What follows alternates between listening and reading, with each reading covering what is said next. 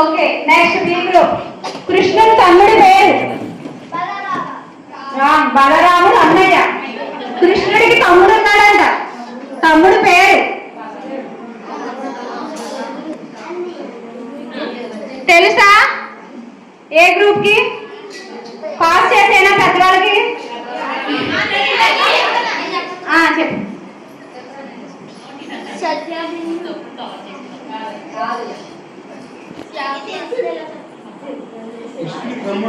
కృష్ణుని తమ్ముడి పేరు చెప్పనా? సాకేతి. వాళ్ళకి తెలియదన్నారు, పెద్దవాళ్ళు కూడా తెలియదు. సాకేతి కృష్ణుడి తమ్ముడి పేరు.